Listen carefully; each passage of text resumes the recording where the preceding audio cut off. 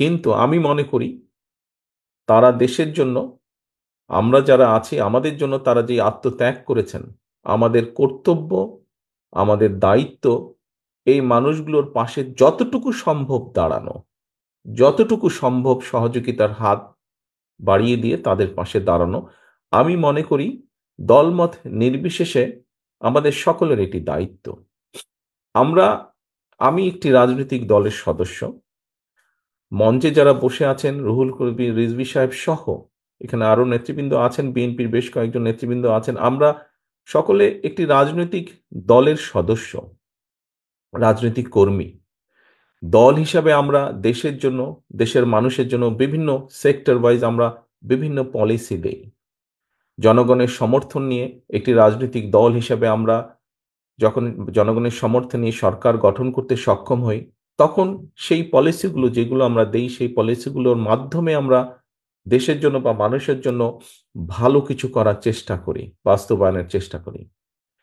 কিন্তু একজন রাজনৈতিক কর্মীর পাশাপাশি আমি একজন মানুষও, আমরা উপস্থিত প্রত্যেকে এখানে একজন মানুষ, এবং মানুষ হিসাবে আমি মনে করি মানুষ, রাজনীতি আমরা যেমন করি দেশের জন্য, দেশের মানুষের জন্য, ঠিক একজন মানুষ হিসাবেও আমাদের দায়িত্ব, আমাদের যতটুকু অবস্থা আছে, যতটুকু আমরা সক্ষম, তার ভিত্তিতে আমার পাশে যদি কাউকে আমি দেখি, আমার সামনে যদি কাউকে আমি দেখি যেই মানুষটির কোনো রকমের সহযোগিতা প্রয়োজন, বিপদে আপদে সাহায্যে প্রয়োজন, তাহলে সেটির জন্য আমাদের এগিয়ে আসা উচিত।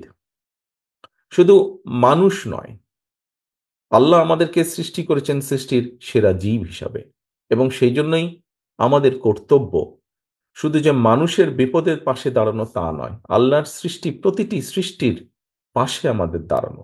সেটি যে কোনো জীবজন্তু হতে পারে, সেটি প্রকৃতি হতে পারে, সেটি গাছপালা হতে পারে। বিনা প্রয়োজনে গাছপালা কাটা যেমন ঠিক না, একইভাবে বিনা কারণে কোনো পশু পাখিকেও আঘাত করা ঠিক না। কোনো পশু পাখিও বিপদে পড়লে, কোনো ক্ষতিগ্রস্ত হলে সেখানেও মানুষ হিসাবে, আল্লাহ সৃষ্টির সেরা জীব হিসাবে আমাদের সেখানেও এগিয়ে আসা উচিত বলে আমি মনে করি।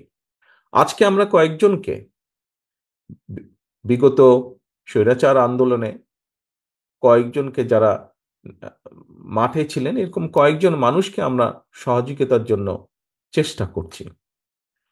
আমি ব্যক্তিগতভাবে মনে করি যে আমাদের এই চেষ্টাটি শুধু এখানে থেমে থাকলেই হবে না।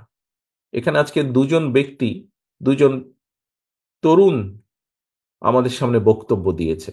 একজন আলামিন নামে একজন বক্তব্য দিয়েছে। আলামিন তার বক্তব্যে বলেছে যে ডাক্তার তাকে বলেছে হয়তো আর কিছু করা সম্ভব নয়। তবে আমি এখানেই হাল ছেড়ে দিতে চাই না।